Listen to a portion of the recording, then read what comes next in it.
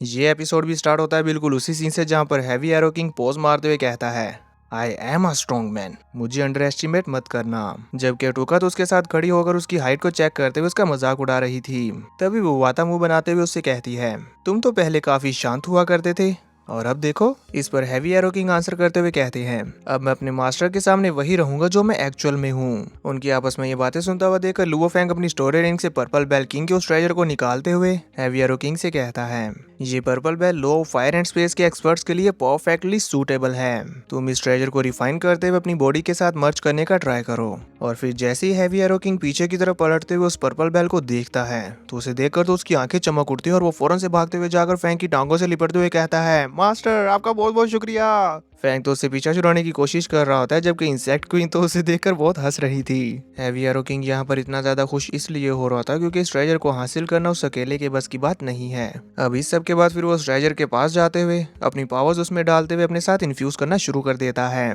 और ये प्रोसेस देखते ही देखते इतना लंबा हो जाता है कि लुओ फैंग, वोबाता, टूका और इंसेक्ट क्वीन चारों ही उसे देखते देखते थक चुके थे। और फिर टाइम और बीता है लेकिन ये प्रोसेस पूरा ही नहीं हो रहा था। वो और ज्यादा थक जाते हैं, इतना ज्यादा थक गए थे कि वो वहीं पर सो जाते हैं और सोकर उठते हैं तब भी वो रिफाइनमेंट चल ही रही थी। ये देखकर टूका को डाउट होता है और वो गुस्से में आगे बढ़कर जाकर हैवी एरो किंग को जब देखती है तो उसे पता चलता है कि ये तो सो रहा है, इसलिए उसके सर पर एक जोरदार पंच दे के मारती है और फिर इशारे में उसे कहती है कि इस प्रोसेस को पूरा करो। जिस पर वो ऐसा ही करता है और कुछ ही टाइम में ये प्रोसेस पूरा हो जाता है। और प्रोसेस के पूरा होते साथ ही हमें फिर से देखने को मिलता है कि हैवी एरो किंग तो एक बार दोबारा से सो चुके हैं। उसकी इस हरकत को देखकर अटूका और बोबाता को बहुत ज्यादा गुस्सा आ जाता है और वो उसे मारने को दौड़ने लगी थी, पर लुओ फैंग और इरीना उन दोनों को पकड़ कर रखते हैं, जिससे ये सीन काफी फनी हो गया था। इसी के साथ सीन कट होता हमें दिखाया जाता है कि स्टार इल्यूजन किंग और लुओ फैंग इस जगह पर बैठे हुए वाइन एंजॉय कर रहे हैं।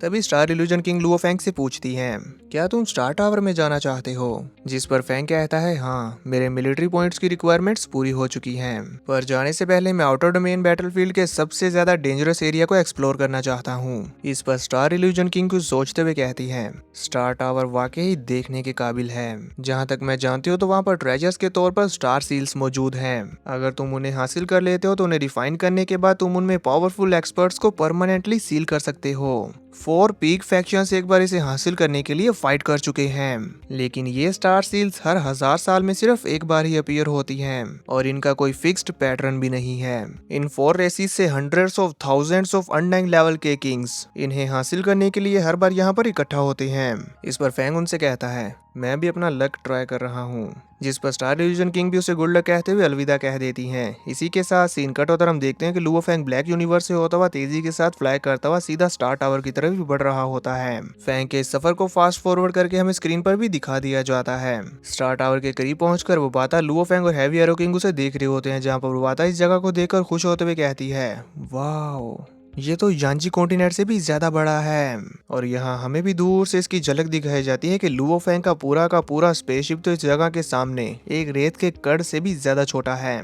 तभी वो आता इस जगह को देखते हुए और भी ज्यादा अमेज होते हुए कहती है, यहाँ के स्टार क्लाउड्स तो बहुत ज्यादा ब्यूटीफुल हैं। तभी heavy arrow king Luo Fang और अटूका का ध्यान अपनी तरफ अट्रैक्ट करने के लिए करते हैं और फिर कहते हैं, ये स्टार टावर 9 लाइट ईयर्स का है क्योंकि ये फियर्स कॉस्मिक एनर्जी को निगल लेता है और फिर 9 वोर्टेक्स स्टार क्लाउड्स को फॉर्म करता है जो बहुत खूबसूरत दिखते हैं। ये कहते साथ ही वो उबासी लेकर एक बार फिर से सो गए थे। बबाता तो उसकी बातें बड़ी ही गौर से सुन रही होती है, पर जब थोड़ी देर तक उसकी तरफ से और कोई आवाज नहीं आती तो वो देखती है कि हैवी एरो किंग तो सो चुका है, इसलिए वो आगे बढ़कर उसके सर पर एक जोरदार पंच मारती है, जिससे हैवी एरो किंग को बहुत ज्यादा दर्द होता है, पर फिर भी वो चीखते हुए अपनी बात को कंटिन्यू करते हुए कहता है, लेकिन ये जगह एक्चुअल में वॉरियर्स के लिए नाइटमेयर है, क्योंकि अगर एक यूनिवर्स वनरेबल भी इसमें इंटर होने की कोशिश करेगा तो वो भी डिस्ट्रॉय हो जाएगा और पूरी तरह से फना हो जाएगा।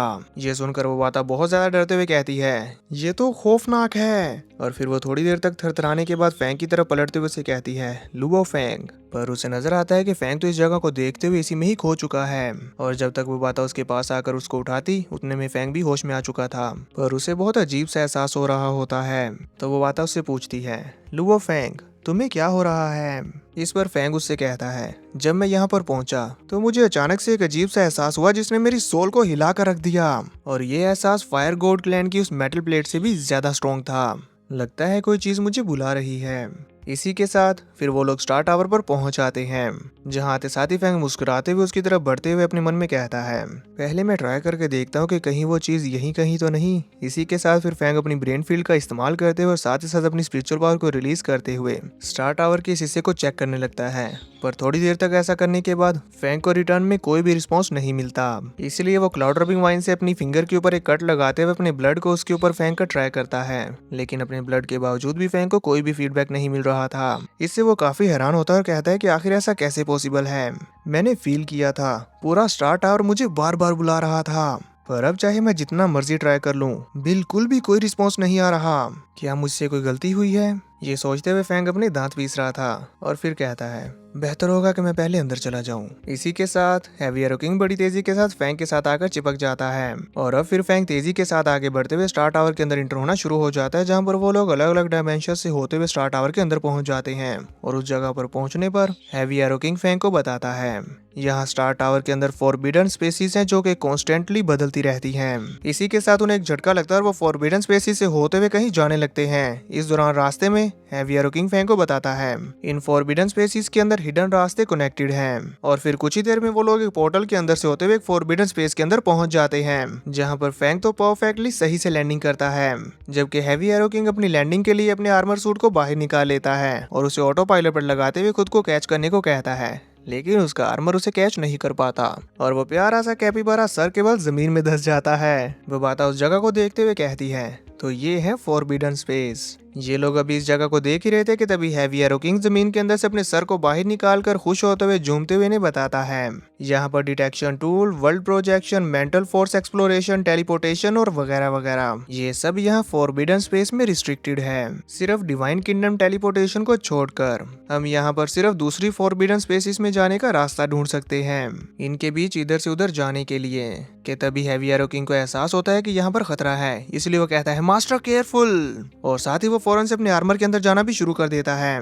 दूर से हमें देखने को मिलता है कि इनके ऊपर एक जाइंट सेंटीपीड ने अटैक कर दिया है, जिसके हमले से हैवी एरो किंग टाइम रहते ही अपनी बॉडी के अंदर आकर लुओ फैंग की जान बचाने में कामयाब रहता है। इसके बावजूद भी वो सेंटीपीड अटैक करने से नहीं रुकता। वो एक बार दोबारा से इनके ऊपर अटैक करते हुए इन्हें जान से मारने की कोशिश करता है, तो हैवी एरो किंग उसकी बॉडी को जकड़ कर उसे इधर उधर पटक के मारने लग गया था, जिससे डर कर ये छोटा सेंटीपीड मॉन्स्टर भाग गया था। और तभी हमें देखने को मिलता है कि थोड़ी ही देर बाद वहां जमीन के अंदर से एक बहुत बड़ा जाइंट सेंटीपीड मॉन्स्टर निकलना शुरू हो जाता है, जिसे देखकर तो हैवी एरो किंग और लुओ फैंग दोनों ही घबरा गए थे, क्योंकि ये मैकेनिकल मॉन्स्टर्स हैं। उसे देखते हुए हैवी एरो किंग कहते हैं, ये तो 1000 kilometre level forbidden space guardian है और ये हाई लेवल मैकेनिकल पपिट्स हैं। इन पर सोल अटैक्स का कोई भी असर नहीं होता, हम सिर्फ इनके एनर्जी कोर्स को डिस्ट्रॉय करके ही इन्हें हरा सकते हैं। इसी के साथ वो स्नेक टाइप सेंटीपीड मॉन्स्टर अपने कटिंग ब्लेड्स के साथ इनकी जान लेने की कोशिश करता है, पर हैवी एरो किंग इसके हमलों से बचते हुए अपने हैवी एरोस का इस्तेमाल करते हुए इसके टुकड़े टुकड़े करने लग गया था। लेकिन ये मैकेनिकल पपिट भी हार मानने को तैयार ही नहीं था और हमें देखने को मिलता है कि ये भी अलग अलग हथियारों से लैस है। हैवी एरो किंग अपने जितने भी अटैक्स का इस्तेमाल कर लेता, ये पपिट उनका काउंटर किए जा रहा था। तो अब फिर लुओ फैंग भी हैवी एरो किंग के साथ मिलकर फाइट करते हुए इसे हराने की कोशिश करने लगता है, जिसमें मौका पाते साथ ही फैंग अपने shattering the Galaxy slash attack को रिलीज कर देता है और हमें देखने को मिलता है कि एक सेंटीपीड मॉन्स्टर ने अपनी डिफेंस का इस्तेमाल करते हुए आसानी से इस अटैक को भी झेल लिया था। ये नजारा आप स्क्रीन पर भी देख सकते हैं और इससे से कुछ खास फर्क भी नहीं पड़ता, जो देखकर फैंग भी काफी ज्यादा शॉक्ड होते हुए अपने मन में कहता है, क्या मेरा स्लैश भी इवन इसकी बॉडी को डैमेज नहीं कर सका? फैंग शॉक होते हुए यही सोच रहा था कि इतने में ही उस सेंटीपीड मॉन्स्टर ने फैंग को अपनी चपेट में ले लिया था, पर तभी हैवी एरो किंग तेजी से आगे बढ़ते हुए अपनी पर्पल बेल का इस्तेमाल करके फैंग को बचा लेता है और इसी के साथ साथ उसने अपने ट्विन एरो का इस्तेमाल करते हुए इस मॉन्स्टर के वीक पॉइंट पर अटैक करके उसे भी खत्म कर दिया था।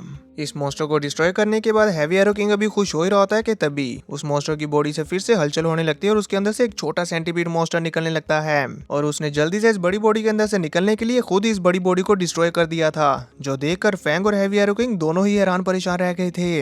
इससे पहले कि ये दोनों आगे कुछ कर पाते, वो सेंटीपीड मॉन्स्टर अपना एक स्लैश अटैक करता है, जिसकी चपेट में ये दोनों आ गए थे और हमें देखने को मिलता है कि स्लैश अटैक की एबिलिटीज थी स्पेस लॉक। जिसमें फैंग और हैवी एरो किंग दोनों ही अटक चुके थे। हैवी एरो किंग अपने एरो को नहीं छुड़ा पा रहा होता, जबकि लुओ फैंग अपने क्योटिक विंग्स का इस्तेमाल करते हुए इजीली इससे निकल जाता है और फिर हैवी एरो किंग को भी जल्दी से इससे छुड़ाता है। जिसके बाद फिर दोनों मिलकर इस मॉन्स्टर का सामना करते हुए वहां से बच निकलने की कोशिश करने लग गए थे और इन दोनों की ये फाइट वाकई में ही काफी ज्यादा इंटेंस हो चुकी थी, जहां हमें देखने को मिलता है कि अभी एक की बजाय 2 सेंटीपीड मॉन्स्टर्स हैं, जिसमें से एक को लुओ फैंग हैंडल करने लगता है और दूसरे को हैवी एरो किंग। यहाँ हैवी एरो किंग ने एक साथ अपने 5 फायर हैवी एरोस को छोड़ा था, जिनकी डायरेक्ट हिट्स की वजह से एक सेंटीपीड मॉन्स्टर बुरी तरह से इंजर्ड हो जाता है और दूसरे को तो लुओ फैंग अपनी स्पिरिचुअल पावर का इस्तेमाल करते हुए हैंडल करने लग गया था, जिसमें फैंग उसे अपनी स्पिरिचुअल पावर में जकड़कर इधर से उधर पटक रहा था और जबकि हैवी एरो किंग उसकी टेल से पकड़कर उसे घुमा घुमा के मार रहा होता है। और फिर अब थोड़ी देर के बाद लुओ फैंग और हैवी एरो किंग इन दोनों मॉन्स्टर्स को अच्छी तरह से पटकने के बाद इन एक दूसरे में ही टकरा देते हैं, जिससे वहां पर एक जोरदार ब्लास्ट हो गया था।